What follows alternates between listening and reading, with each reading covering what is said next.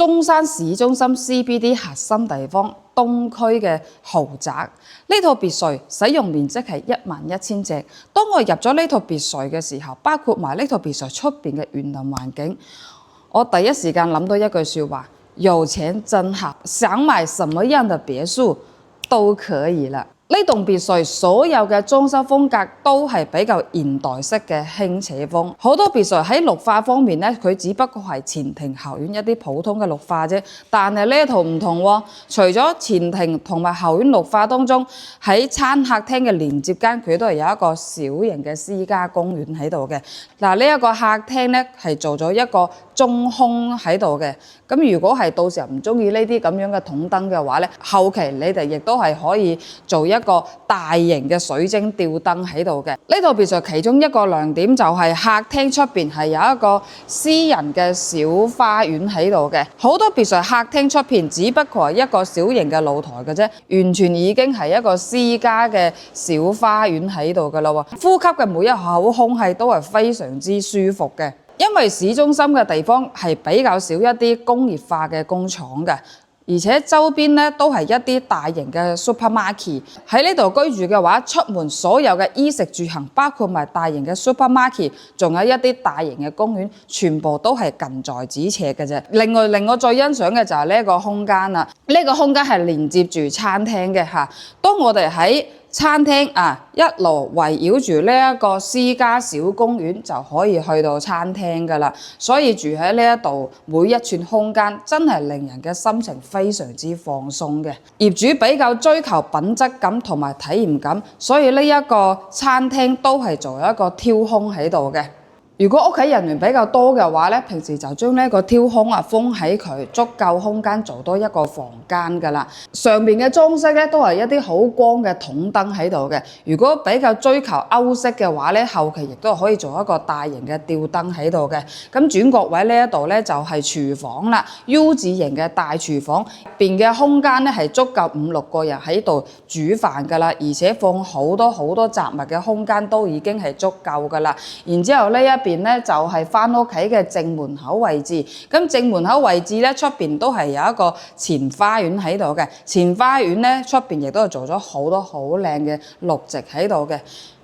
而且豪宅嘅標配1樓都係做一個好大嘅長者房喺度㗎啦，因為業主係比較追求隱私化，所以目前嚟講我哋就拍一下呢套別墅嘅1樓同埋負1層，其他嘅房間咧我哋就先唔拍啦。呢套別墅房間咧足有係7個房間嘅，所以喺呢度住嘅話咧5代同堂都已經係足夠房間㗎啦，而且仲有好多另外嘅空間可以俾你去打造其他用途嘅。嗱，負1層我哋而家扶手呢啲玻璃全部都係優質嘅防爆玻璃嚟嘅。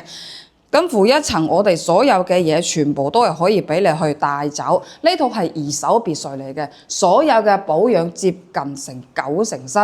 喺產權各等證件方面全部都係清清白白，全部都係齊全嘅。只不過係業主需要去到其他嘅地方發展，就忍痛割愛將佢換出嚟咁樣嘅啫。呢個就係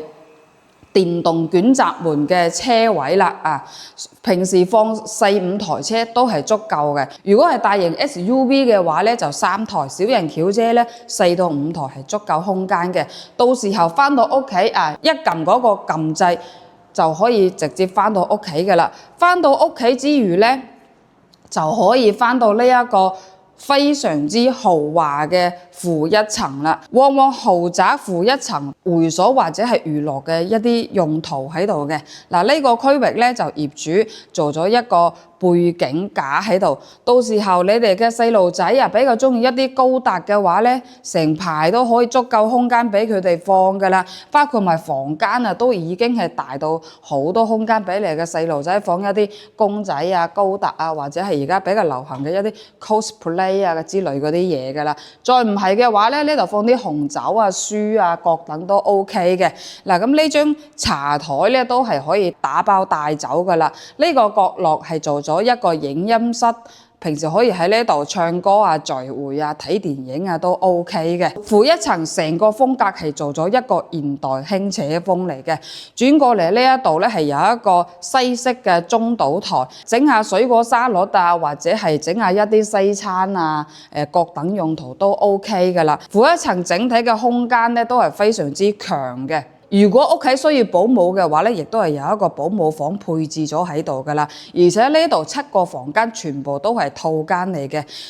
負一層最令我驚訝嘅就係後花園呢個位置啦，因為啱先落過雨啊，就擔心整邋遢屋主入邊嘅嘢啦。後邊呢個花園做一個超大嘅籃球場都已經 OK 㗎啦。咁到時候喺後花園嗰度咧，打羽毛球、打網球、打籃球，或者係做一個室外嘅健身房都 OK 嘅。由於呢一套別墅業主係比較講究隱私感啊，有好多地方咧就唔係好方便去拍嘅。有興趣嘅話咧，就可以邀約我實地帶你過嚟睇樓啦。呢套別墅係位於我哋市中心富人區逸翠苑入邊嘅一套豪宅嚟嘅。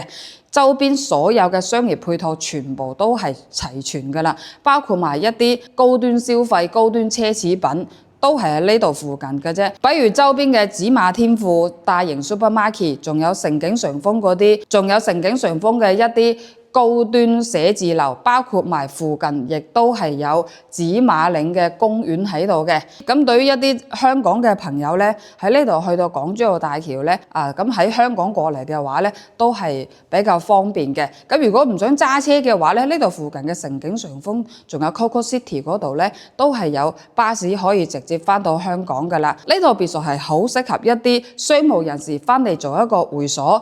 或者係一啲比較追求豪宅嘅本地居民，或者係需要一套大啲空間咁翻嚟度假養老嘅客戶群體嘅。OK， 有興趣嘅話咧就 WhatsApp 我啦。